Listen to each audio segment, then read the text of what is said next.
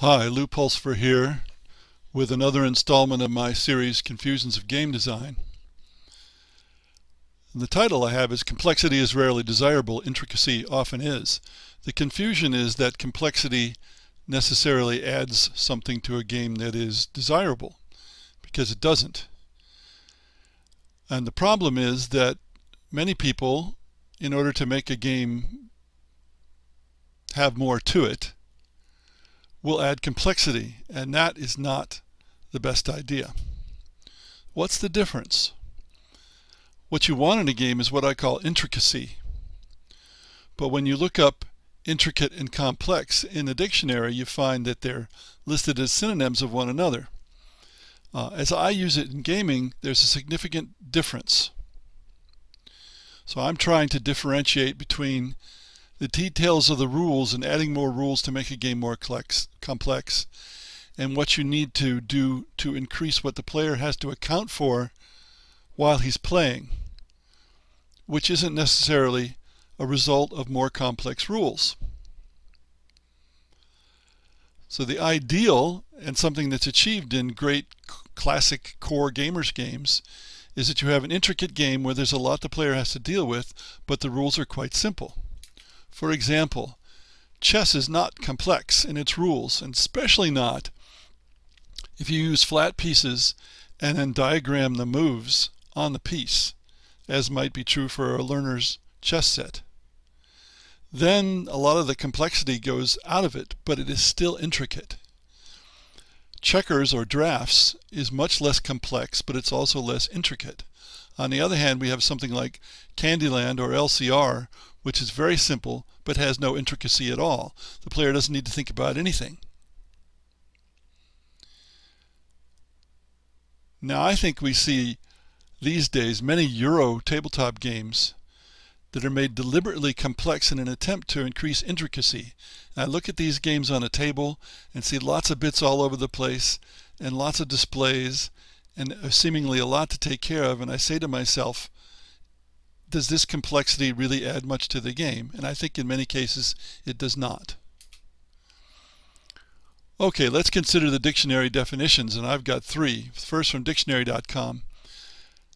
Having many interrelated parts or facets, entangled or involved, an intricate maze. So these are definitions of intricate.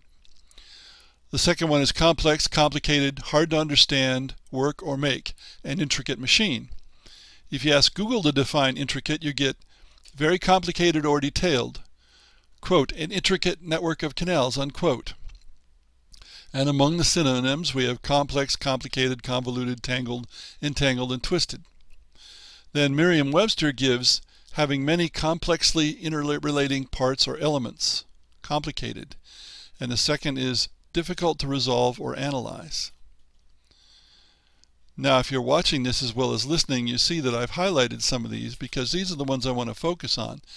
Having many interrelated parts or elements, difficult to resolve or analyze. You can do that in a game without making it complex, without having highly complex rules, and chess is a perfect example. Now, we're assuming that the player's decisions actually make a difference, which is not true in some games. Again, something like Candyland, LCR, and some other simple games. When you put players on the horns of a dilemma, which is the classic idea for strategy games, when players have difficult decisions with several viable choices, you're using or adding intricacy to the game. Now, I'm going to throw in an aside here. The rules-light way to add intricacy to a game is to add more human opponents, or just to have a human opponent instead of a programmed opponent. The rules don't change, but the player has to account for the other player's intentions.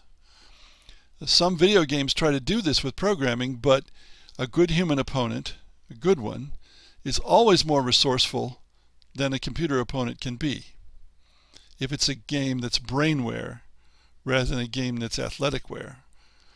Computers are very good at athletic sorts of things because it can think very fast as far as they think. But humans can think a lot more thoroughly and better, and so when you have brainware, the human opponent is always going to be better. Now, games tend to have one thing that the players do over and over again, which is called the core loop. And we hope that there are variations to that, but there's essentially a core loop. Some games are very pure in their core loops, for example, checkers or Go or tic-tac-toe. The loop in a first-person shooter is move and shoot, move and shoot, move and shoot, move and shoot. Essentially, that's much of what you're doing. On the other hand, in a stealth shooter, it's often sneak and then overwhelm. That may involve shooting, it may involve something else. But the idea is to sneak around to the point where you can overwhelm an opponent without much danger to yourself.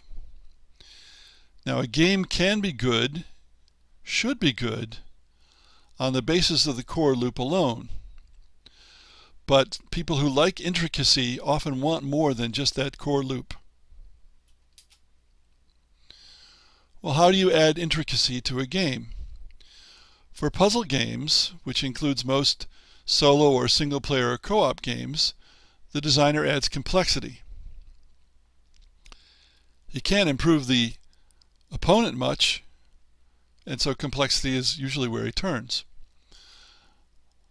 Of course, what a game designer really wants to add is not complexity, but intricacy. And that could be more difficult, but if you keep that in mind when you're modifying a game, then you're more likely to arrive at a good solution. And of course, we go back to my core motto, which you've probably heard before from me. A designer knows he has achieved perfection, not when there is nothing left to add, but when there is nothing left to take away.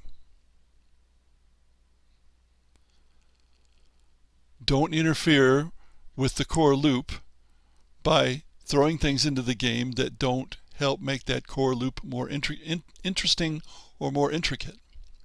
Another form of this saying, which is about Japanese gardening, is your garden is not complete until there is nothing else that you can remove. So it's easy to say make your games as simple as possible and make them intricate, but that's what you need to do to make a really successful game.